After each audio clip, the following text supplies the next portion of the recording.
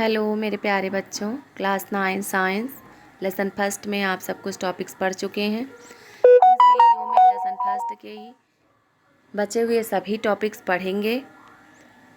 वैसे मैं आपको बता दूं कि क्लास 9 साइंस में टोटल 15 लेसन है, जिसमें से लेसन 1, 2, 3, 4 केमिस्ट्री के लेसन है। अगर फिजिक्स और बायोलॉजी के भी लेसन आपको जानना हो तो इसके लिए एक वीडियो मैं अपलोड कर चुकी हूँ, आप लोग उसको देख लीजिए। आज का फर्स्ट टॉपिक है तापमान परिवर्तन का प्रभाव। हम लोग जान लेते हैं कि तापमान परिवर्तन का किसी पदार्थ पर क्या प्रभाव पड़ता है। फर्स्ट है गलनांक, मेल्टिंग पॉइंट। जिस ताप पर कोई ठोस पदार्थ द्रव में बदल जाए, परिवर्तित हो जाए, वह ताप उस ठोस का गलनांक कहलाता है। एक बार फिर से सुन लीजिए, जिस ताप पर कोई ठोस पदार्थ द्रव में बदल जाए, द्रव में परिवर्तित हो जाए, वह ताप उस ठोस का गलनांक कहलाता है। इसी से रिलेटेड है गलन की गुप्त ऊष्मा। किसी ठोस को द्रव में अवस्था में बदलने के लिए आवश्यक ऊष्मा को गलन की गुप्त ऊष्मा कहते हैं। एक बार फिर से सुन लीजिए, किसी ठोस को द्रव अवस्था में बदलने के लिए आवश्यक ऊष्मा को गलन की गुप्त ऊष्मा कहते हैं। एक एग्जाम्पल हम लोग देख लेते हैं। एक बीकर में बर्फ ले लेते हैं और उसे बाहर से ऊष्मा देते हैं। हम लोग देखेंगे कि वह बर्फ धीरे धीरे द्रव में परिवर्तित हो जाएगा और जब तक संपूर्ण बर्फ द्रव में परिवर्तित नहीं हो जाता तब तक उसका ताप स्थिर रहता है। तो जो बाहर से ऊष्मा हम लोग दे रहे थे वो ऊष्मा जा कहाँ रही थी? एक्चुअली होता क्या है कि बर्फ के अणुओं के बीच जो आकर्षण बल है उसे तोड़ने में बाहर से जो हीट दी जाती है वह लग जाता है। इसीलिए जब तक संपूर्ण बर्फ द्रव में परिवर्तित नहीं हो जाता तब तक ताप स्थिर रहता है। नेक्स्ट तो पॉइंट है सेकंड, क्वथनांक, बॉइलिंग पॉइंट। जिस ताप पर कोई द्रव पदार्थ उबलने लगता है वह ताप उस द्रव का क्वथनांक कहलाता है।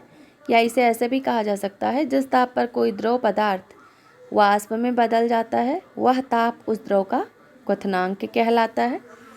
इसी से रिलेटेड एक टॉपिक है वाष्पन की गुप्त ऊष्मा। किसी द्रव को वाष्प में बदलने के लिए आवश्यक ऊष्मा को वाष्पन की गुप्त ऊष्मा कहते हैं।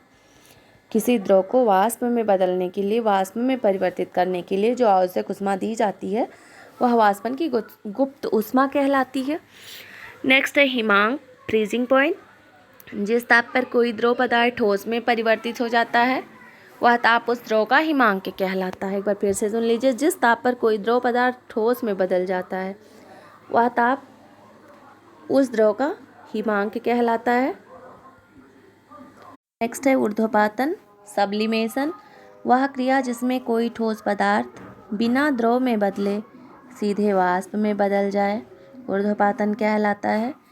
एक बार फिर से सुन लीजिए, वह क्रिया जिसमें कोई ठोस पदार्थ बिना द्रव में बदले सीधे वाष्प में बदल जाए ऊर्ध्वपातन कहलाता है। या ऐसे भी कह सकते हैं कि वह क्रिया जिसमें कोई ठोस पदार्थ सीधे वाष्प में तथा वाष्प से सीधे ठोस में बदल जाए ऊर्ध्वपातन कहलाता है। उदाहरण है इसका शुद्ध कपूर, आयोडीन, नौसादर, इसका रासायनिक नाम है अमोनियम क्लोराइड और रासायनिक सूत्र है NH4Cl। आप लोग शुद्ध कपूर देखे होंगे। शुद्ध कपूर को जब जलाया जाता है तो वह बिना द्रव में परिवर्तित हुए सीधे वाष्प में बदल जाता है, तो कपूर में ऊर्ध्वपातन का गुण पाया जाता है। नेक्स्ट है, हम लोग देख लेते हैं, इससे समझ लेते हैं कि अगर कोई ठोस पदार्थ है तो अगर ये द्रव में परिवर्तित हो रहा है तो इसे कहेंगे गलन की क्रिया हो रही है। और अगर द्रव ठोस में परिवर्तित हो रहा है तो यह क्रिया जमना कहलाता है। अगर द्रव गैस में परिवर्तित हो रहा है तो यह क्रिया वाष्पीकरण कहलाती है। और गैस अगर द्रव में परिवर्तित होता है तो यह क्रिया संघनन कहलाती है। अगर कोई ठोस पदार्थ सीधे गैस में परिवर्तित हो जा रहा है तो यह क्रिया ऊर्ध्वपातन कहलाती है। एक बार फिर से सुन लीजिए। कोई ठोस पदार्थ अगर द्रव में परिवर्तित हो जा रहा है तो यह क्रिया गलन कहलाती है।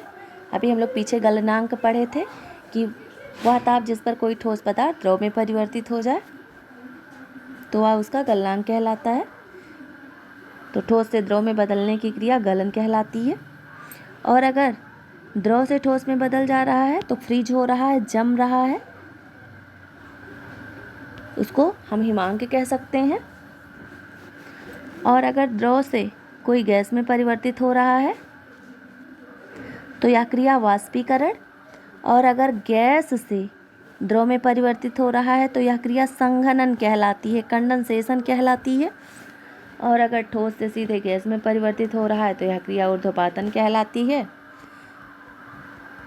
और गैस से ठोस में परिवर्तित होना निक्षेपण कहलाता है, या बहुत लोग इसको भी ऊर्ध्वपातन ही कहते हैं। अगला है दाब परिवर्तन के प्रभाव। अब हम लोग इसे समझ लेते हैं। दाब बढ़ने से पदार्थ के कण नज़दीक आते हैं।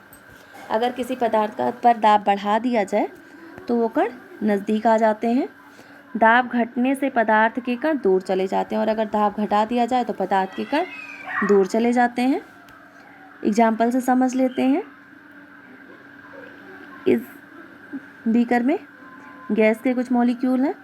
अब इस पर दाब बढ़ाया जा रहा है, तो जब दाब बढ़ाया जाएगा, बाहर से पिस्टन लगाया गया है जिससे दाब बढ़ाया जा रहा है, तो ये मॉलिक्यूल जो दूर दूर थे ये नज़दीक आ गए। तो जब नज़दीक आ गए तो द्रव में परिवर्तित हो जाएंगे। और जब अगर इस पर और दाब बढ़ा दिया जाए तो ये मॉलिक्यूल, ये कण, इनके अणु और नज़दीक आ जाएंगे, तो ये ठोस में बदल जाएगा। तो हम लोग देख सकते हैं दाब परिवर्तन का प्रभाव कि दाब जब बढ़ाया जा रहा है गैस पर तो द्रव में बदल जा रहा है, और अगर और दाब बढ़ा दिया जा रहा है तो वह ठोस में बदल जा रहा है। यहाँ पर हम लोग नोट्स देख लेते हैं, बहुत इम्पॉर्टेंट है। कार्बन डाइऑक्साइड शुष्क बर्फ कहलाती है।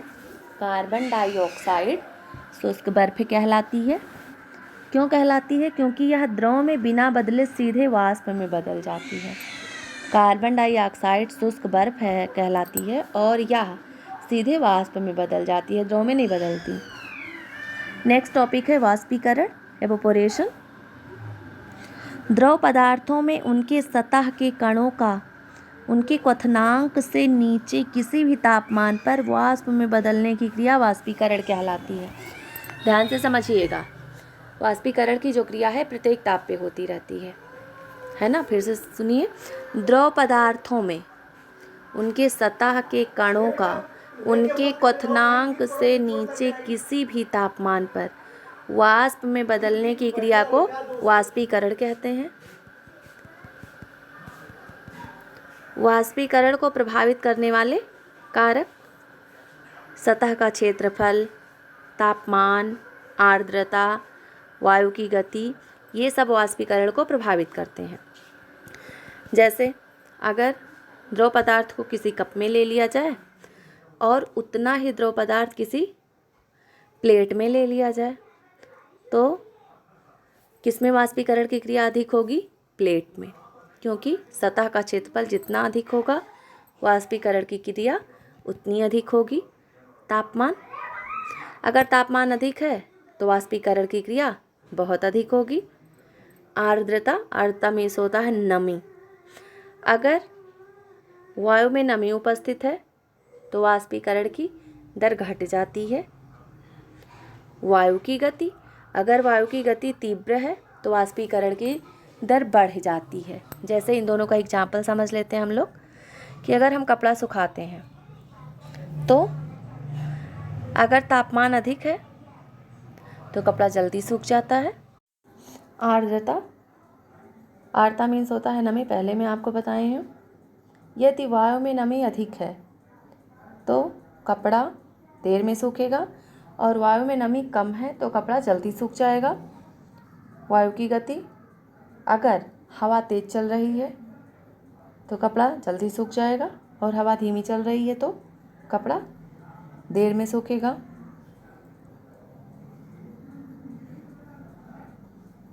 अब हम लोग जानेंगे कि वाष्पीकरण से शीतलता कैसे प्राप्त होती है। वाष्पीकरण की क्रिया हम लोग पहले पढ़ चुके हैं कि किसी द्रव के क्वथनांक से पहले उसका वाष्प में बदलना वाष्पीकरण कहलाता है।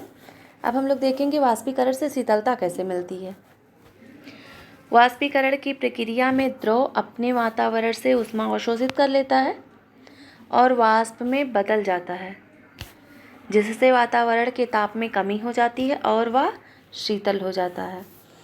एक बार फिर से समझिए कि जो वाष्पीकरण की क्रिया होती है, इसमें होता क्या है कि द्रव जो वाष्पित होता है वह अपने वातावरण से, अपने आसपास के वातावरण से ऊष्मा अवशोषित कर लेता है और वाष्प में बदल जाता है।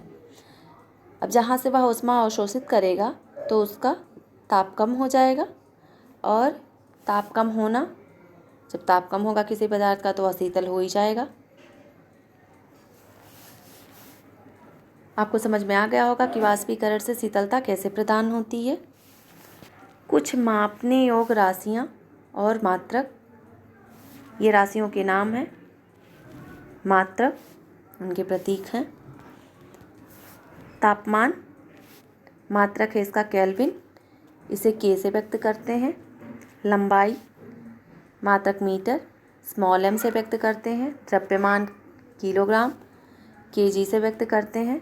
भार, मात्रक है न्यूटन, कैपिटल एन से व्यक्त करते हैं। आयतन, मात्रक है घन मीटर, स्मॉल एम क्यूब से व्यक्त करते हैं। घनत्व, मात्रक है किलोग्राम पर घन मीटर, केजी पर मीटर क्यूब से व्यक्त करते हैं। दाब, पास्कल, पीए से व्यक्त करते हैं। ये सब आप सब याद कर लीजिएगा। लेसन फर्स्ट का सभी टॉपिक्स कंप्लीट हुआ। अब इसके बाद लेसन फर्स्ट के एक्सरसाइज के क्वेश्चन सॉल्व करवाऊंगी। आज की वीडियो में बस इतना ही। धन्यवाद।